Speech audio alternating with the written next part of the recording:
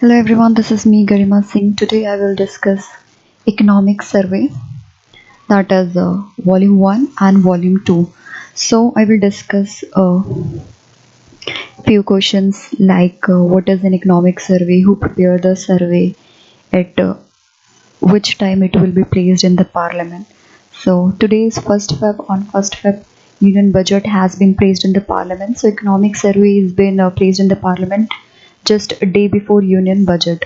So economic survey has been placed in the parliament on 31st Jan, that is yesterday. So we will move on to the economic survey volume 1. I just go with these PDF. These are very lengthy, but I'm gonna tell you just the highlight or crux of economic survey. So firstly, I will tell you this year. Look at this economic survey color. Economic Survey of India, you can say the document that is brought out a day ahead of general budget, like I have said, and it is the flagship annual report of the Finance Ministry. This year you can find, like every year economic survey come in two volume.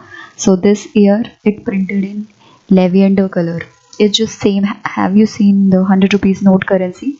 The same color lavender. You can see it in the same color, the same as the color of the new 100 rupee currency note. This year have very they projected economic growth and everything, explaining the color and intent behind this year's survey. Chief Economic Advisor Krishnamurti V. Subramaniam said that choice symbolizes the blending of old creation as the broad theme they have discussed. So I have discussed this year new color. Every year they come up with new color and its theme behind it. So we will discuss economic survey 1. Before jumping into, I will discuss what economic survey is. Like I have said, it's an annual report. So an economic survey is a snapshot of major economic development that have taken place in last 1 year and gives a glimpse of what is to come ahead in the short to medium term. It is essentially lays the groundwork for the presentation of budget. Then next is who prepared the survey. The survey is prepared by a team headed by Chief Economic Advisor in the Ministry of Finance, Krishnamurti Subramaniam, who was appointed as Chief Economic Advisor in December 2018. So he will presenting economic survey second time. So that was what is economic survey, who prepared the economic survey. Then you know which department present economic survey. So the Department of Economic Affairs, Ministry of Finance present the economic survey of India in Parliament every year, like I said just before the Union budget. So today on 1st Feb Union budget please. I will discuss Union budget maybe in the next lecture. Today we will go through economic survey.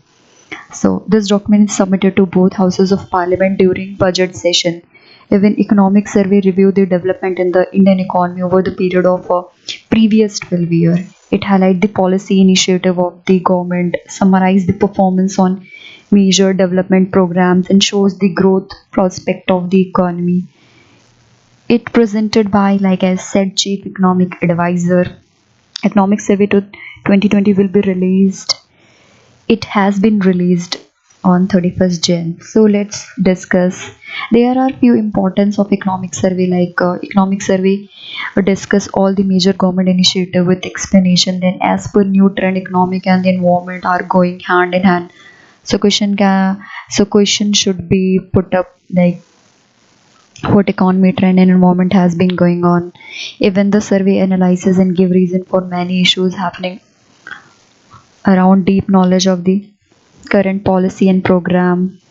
Then there are various numerous what I said importance of economic survey. So let's move on to the volume 1 of economic survey. Here it is by whom Department of Economic, Ministry of Finance had been written. It's basically contain 11 chapter. We will discuss one by one. First is wealth creation, the invisible hand supported by hand of trust. So I am just telling you the crux, because this book is of how many pages? It's of 298 pages. That is a huge amount of page. So you just have to know the crux of it. That's it. Let's move on to the first, wealth creation. So, wealth creation, the invisible hand supported by the hand of trust. In this one, here a few quote has been quoted by like wealth, the lamp unfailing speeds to every land, dispersing darkness at its Lord command. They have taken this from Tirukural chapter verse 1050. These are taken from ancient books. Now I'm gonna tell you the crux of it. I have been through it, I have read it, so I will tell you the crux. The wealth creation, you will know about India's, as you know, India's dominance as global economic power for three fourth of economic history manifest by design. Then survey illustrates enormous benefit occurring from enabling the invisible hand of the market. Even post-liberalization, Indian economy support both pillar of economic model advocated in our traditional thinking. Then historically, Indian economy relied on invisible hand of the market with support of the hand of trust. Invisible hand of the market basically reflected in openness in economic transaction. Hand of trust appeal to ethical and philosophical dimension. Even Kautilya Arthashastra postulate the role of prices in an economy. Then, as you see, this survey illustrate enormous benefit occurring from enabling the invisible hand of the market. Then exponential rise in India's GDP and GDP per capita post liberalization coincide with wealth generations. This survey shows that liberalized sector grew significantly faster than the closed ones. So no need for the hand of trust to complement the invisible hand. It has been illustrated in the financial sector. You can see in the financial survey of that year, that is 11 and 13. So basically, survey posed the India's aspiration to become 5 trillion economy depends critically on, if you become a 5 trillion economy, it's critically depend on strengthening the invisible hand of the market, supporting it with the hand of trust. Both has to be there. I'm gonna explain the invisible hand and the hand of trust. So, invisible hand of the market reflect in openness in economic transaction, and hand of trust means appeal to ethical and philosophical dimension. So that was this. Then yeah, I am discussing India's aspiration to become a 5 trillion economy. How India become a 5 trillion economy? So it should strengthen both invisible hand of the market as well as supporting the hand of trust. Is strengthening the invisible hand by promoting pro-business policies, provide equal opportunity for new entrant, enable fair competition and ease doing business, eliminate policies unnecessary undermining market through government intervention, then enable trade for job creation, efficiently scale up the banking sector, then introducing the idea of trust as a public good which get enhanced with greater use. Surveys suggest that policies must empower transparency and effective enforcement using data and technology. So this was end of with this chapter only, that is wealth creation, the invisible hand supported by the hand of trust. If it has to become 5 trillion economy, then these two thing has to be there. So I'm done with this chapter. I have just tell you the crux. You can pause and listen what I have said carefully. So that was first chapter all about. Let's move on to the second, entrepreneurship and wealth creation at the grassroots. Basically, in this economic survey, most talk about topic is wealth creation. So we will discuss entrepreneurship and wealth creation at the grassroots level, from the grassroots level. So as you know, entrepreneurship as a strategy to fuel productivity, growth and wealth creation. India ranked third in number of new firm created as per the World Bank. New firm creation in India increased dramatically since 2014. because the policies has been liberal, so it's become new entrant to become an entrepreneur, as well as a number of scheme has been introduced by government to help new entrepreneur who want to open a business, stand up India, and number of schemes. So here are data. You can see fact and figure from here. Like you can see here, it is written 12.2 cumulative annual growth rate of new firm in formal sector during 2014 and 15, as you can see. Then about 1.24 lakh new firm created in 2018. So it shows an increase of about 80% from about 70,000 in 2014. So this survey examined the content and driver of entrepreneurial activity at the bottom of administrative pyramid, that is over 500 districts in India. So new firm creation in service is significantly higher than that in manufacturing and infrastructure or agriculture. Survey notes that grassroots entrepreneurship is not just driven by necessity. Even a 10% increase in registration of new firm in a district yields a 1.8% increase in GDP. It's GDP, that is gross domestic district product. Then the distribution of new firm across districts. So I have said over 500 district entrepreneurial activities have increased. Then entrepreneurship at district level has a significant impact on wealth creation at the grassroots. Birth of new firm in India is heterogeneous and dispersed across district and sector. Heterogeneous, where different varieties of component has been included, where homogeneous means same kind of content has been included. Literacy and education in a district foster local entrepreneurship significantly. Impact is most pronounced when literacy is above 70%. Even new firm formation is the lowest in eastern India with lowest literacy rate. I'm telling you the census of as per the 2011 census. So next year, it's been 10 days, 10 I'm saying 10, it's been 10 year, a decade. So new census will be come out in 2021. The data which I'm telling is as per the census 2011. Then physical infrastructure quality in district influences new firm creation significantly. Then ease of doing business and flexible labor regulation enable new firm creation, especially in the manufacturing sector.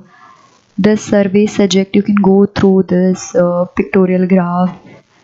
It's easy to understand. Survey suggests enhancing ease of doing business and implementing flexible labor laws can create maximum job in district and thereby in the state.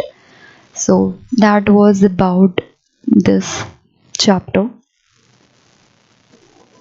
Let's move on to the next, that is pro business versus pro crony, or you can say pro business versus pro market. So economic survey says that India aspiration of becoming a 5 trillion economy depend critically on promoting pro business policy that unleashes the power of competitive market to generate wealth, then wing away from pro crony policy that may favor specific private interests, especially powerful incumbent. Then economic survey viewed from the lens of stock market, creative destruction increased significantly post liberalization. Before liberalization, a Sensex firm expected to stay in it for 60 years, which decreased to only 12 years after liberalization. Then every 5 years, one third of Sensex firms are churned out, reflecting the continuous influx of new firm products and technology into the economy. Despite impressive progress in enabling competitive market, pro-crony policies destroyed the value in the economy. An equity index of connected firms significantly outperformed market by 7% a year from 2007 to 2010, reflecting abnormal profit extracted at common citizen expense. Than in contrast, index underperformed market by 7.5% from 2011, reflecting inefficiency and value destruction inherent in such firm. Then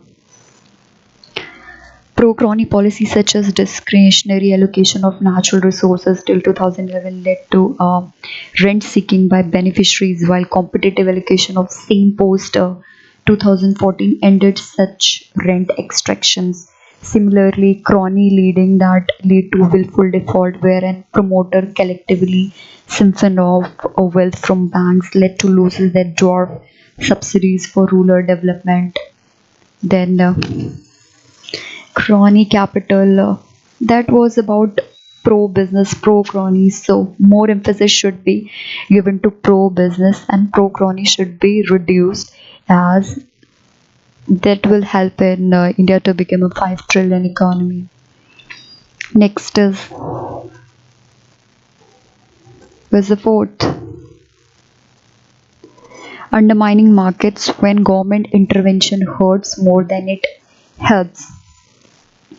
So government intervention, though well intended, often end up undermining the ability of the market to support wealth creation and lead to outcome opposite to those intended. For example of anachronist government intervention. Let's move on to the first one. Where is that?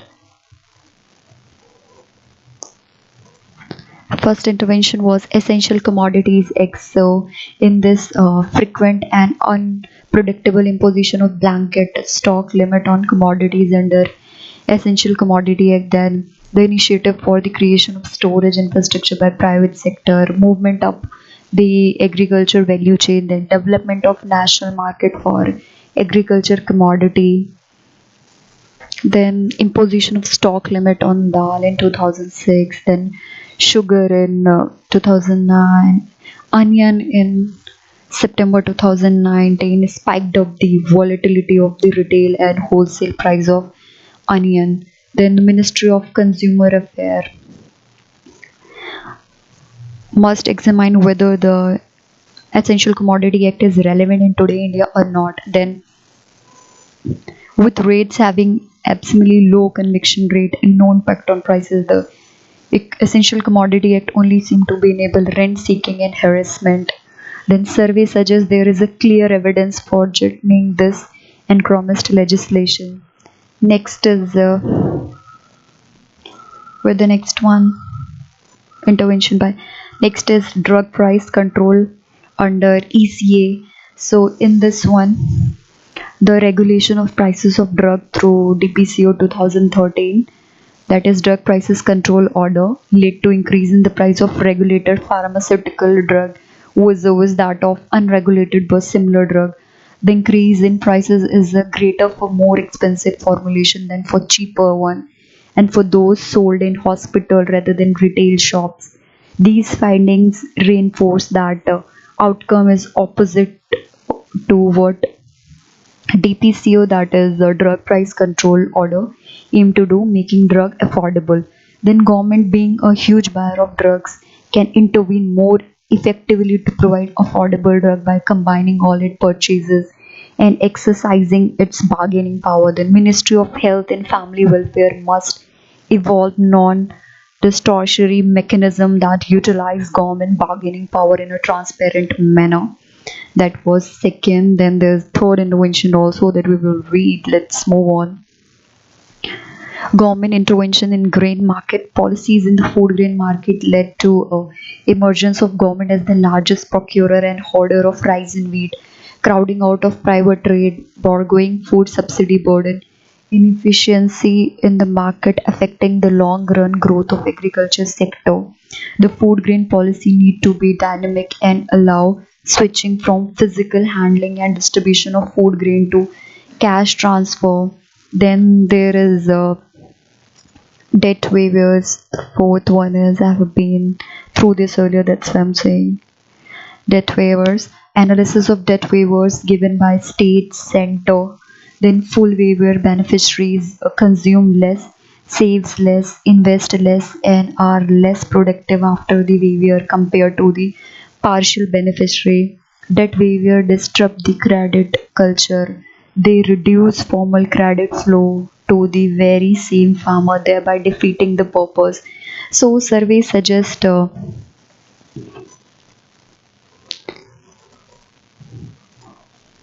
Survey suggests a government must systematically examine area of needless intervention and undermining of market, but it does not argue that there should be no government intervention. Instead, it suggests that intervention that were apt in a different economic setting may have lost their relevance in transformed economy. Eliminating such instance will enable competitive markets, spurring investment and economic growth. Now we will move on to the next chapter, that is creating jobs and growth by specializing to export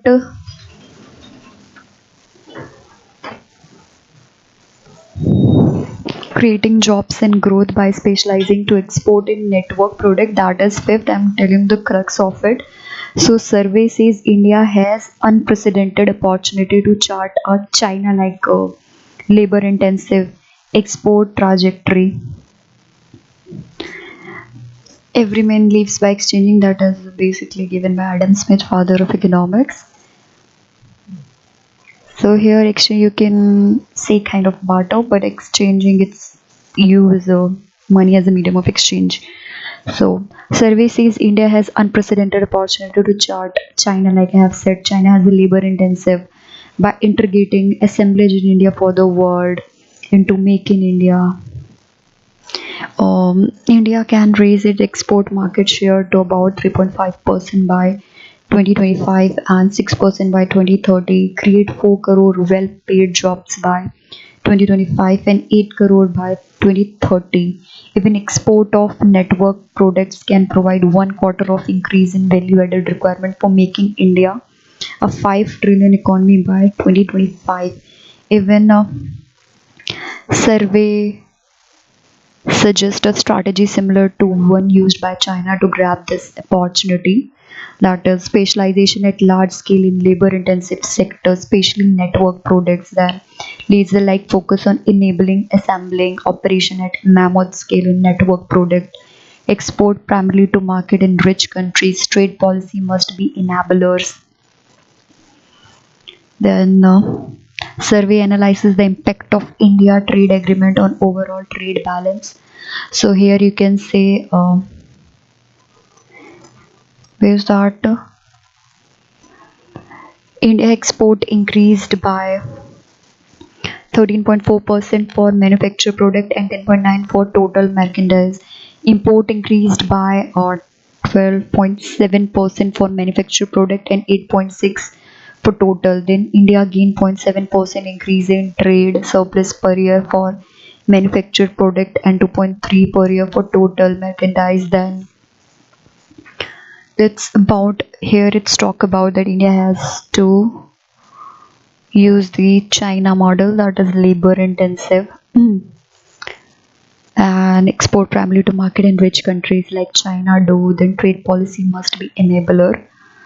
Now move on to the sixth chapter of economic survey, that is targeting ease of doing business in India. A jump of 79 position to 63 in 2019 from 142 in 2014 in World Bank doing business ranking. That's great cope up. India still trails in parameters such as ease of starting business, registering property, paying taxes, enforcing contract. Survey has numerous case studies. For merchandise export, the logistic process flow for import is more efficient than for export. If you are calling merchandise export, then electronics export and import through Bangalore airport illustrate how India logistical process can be world class. Then you just have to go to the crux, not every thing mentioned here. Then a turned out time of ships in India has almost halved to 2.48 days in 2018 19 from 4.67 days that was in 2010 and 11. So it's been half of it, that is 2.48 days now. Suggestion for further ease of doing business is close coordination between the logistic division of Ministry of Commerce and Industry Central Board of Indirect Tax and Custom, Ministry of Shipping, and different port authority. There should be close coordination between all of them who are involved in it, from taking logistic to shipping through custom duties and port authority. Everyone should be in a close coordination. Individual sectors such as tourism or manufacturing require a more targeted approach that maps out regulatory and process bottleneck for each segment. So that was suggestion for ease of doing business. Let's move on to the next. That is seventh, golden jubilee of bank nationalization taking stock. So bank sector did, we go through what survey says. Survey observed 2019 as the golden jubilee year of bank nationalization. Accomplishment of lack of public sector bank employees cherished an objective assessment of PSBs suggested by survey. Since 1969, India's banking sector has not developed proportionally to the growth and the size of economy. India has only one bank in the global top 100, same as countries that are a fraction of its size. Finland, that is of 111, Denmark 1.8. So a large economy need an efficient banking sector to support its growth. The onus of supporting the economy fell on the PSB, public sector bank, accounting for 70% of market share in Indian economy. PSB are inefficient compared to their peer group on every performance parameter. In 2019, investment for every rupee in PSB on average led to loss of 23 paise, while in NPB it led to the gain of 9.6 paise. So credit growth in PSB has been much lower than NPB for the last several years. Solution to make PSB more efficient is that, let me scroll. So solution for them is employee stock ownership plan for PSB employee, representation on board proportionate to the block held by employer to incentivize employees and align their interests with that of shareholder of bank, creation of GST and type entity that will aggregate data from all PSB and use technology like big data, artificial intelligence, and machine learning in credit decision for ensure better screening and monitoring of borrowers, especially the large ones. So this way, PSB become more efficient. Next is financial fragile in the NBFC sector.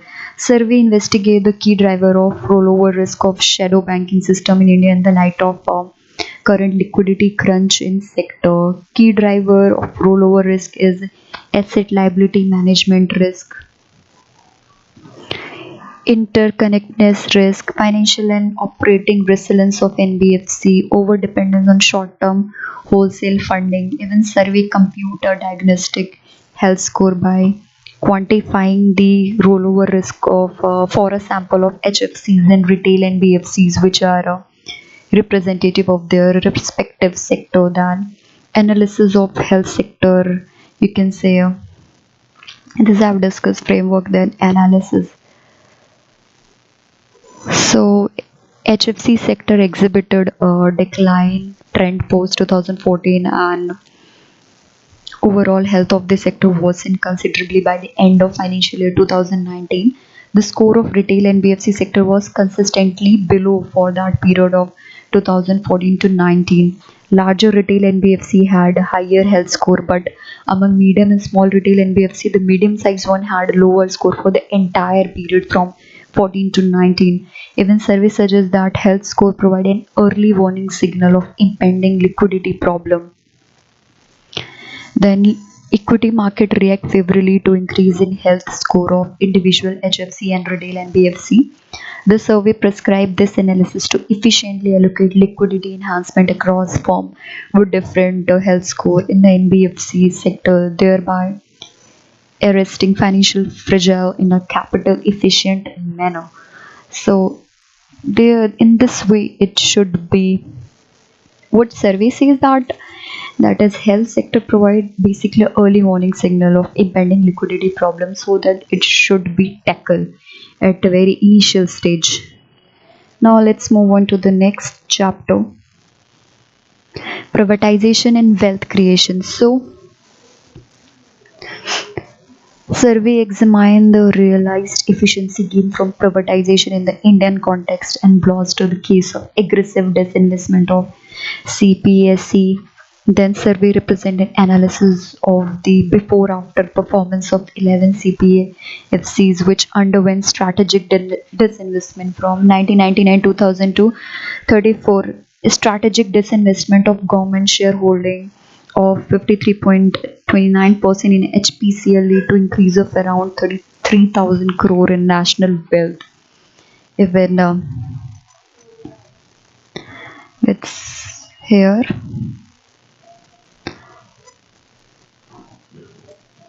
These all are basically shows the way forward. You can say financial indicators such as net worth, net profit, return on asset, return on equity, etc. of the privatized CPSE on an average have improved significantly. Privatized CPSE have been able to generate more wealth from the same resource. So surveys suggest aggressive disinvestment of CPSE, that is bring in higher profitability, promote efficiency, increase competitiveness, promote professionalism, that things can be done. Next is India's GDP growth overstated? No, GDP growth is a critical variable for decision making by investor and policymaker. Therefore, the recent debate about accuracy of India's GDP estimation following the revised estimation methodology in 2011 is extremely significant. As the countries differ in several observed and unobserved ways, cross-country comparison have to be undertaken by separating the effect of other confounding factor and isolating effect of methodology revision alone on GDP growth estimates. Models that incorrectly overestimate GDP growth by 2.7% for India post 2011 also misestimate GDP growth over the same period for 51 out of 95 countries in the sample. Then several uh, several advanced economies such as UK, Germany, Singapore have their GDP misestimated with incompletely specified econometric model, currently specified model that account for all unobserved differences and differential trend in GDP growth across countries fail to find any misestimating of growth in India or other countries.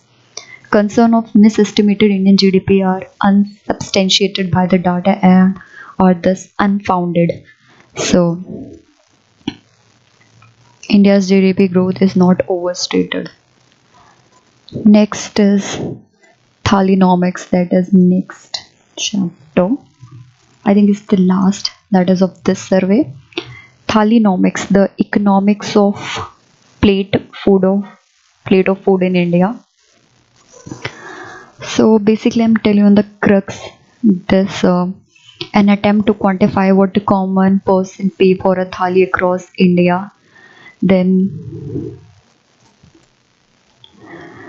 a shift in dynamics of thali prices since 2015-16. Absolute prices of a vegetarian thali have decreased significantly since 15-16 across India and the four regions. Though the price has increased, then post 15-16 average household gained close to rupees 11,000 on average per year from the moderation in prices in the case of vegetarian thali. Then average household that consumed two non-vegetarian thali gained close to 12,000 on average per year during the same period. From 2006 to 7 to 19 to 20, affordability of vegetarian thalis improved by 29%, and that of affordability of non-vegetarian is improved by 18%. So here we are done with economic survey 1. Now let's move on to economic survey 2. Here we will discuss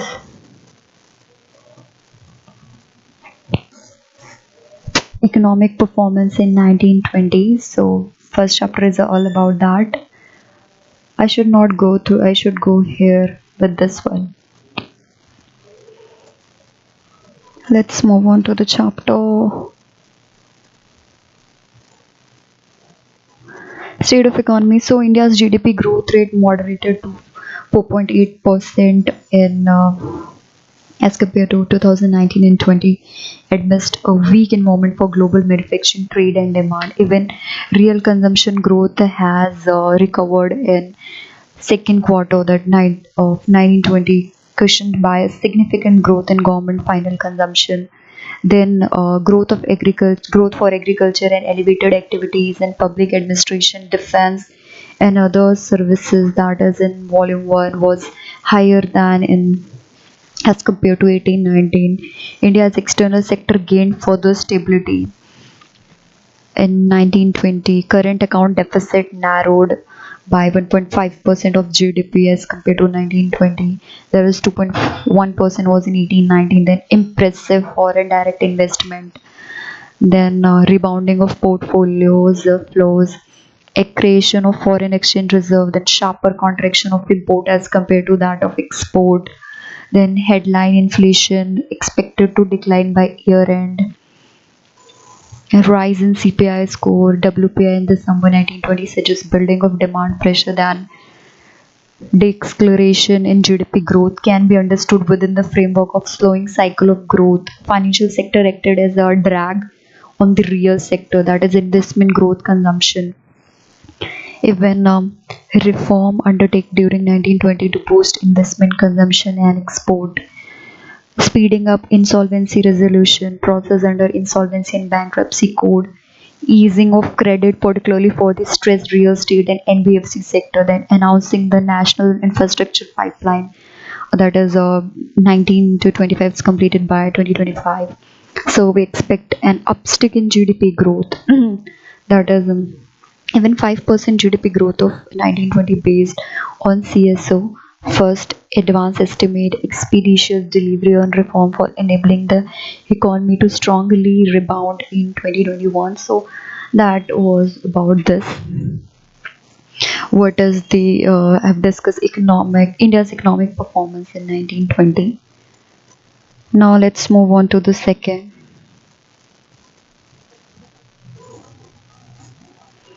These are the virtuous cycle of growth.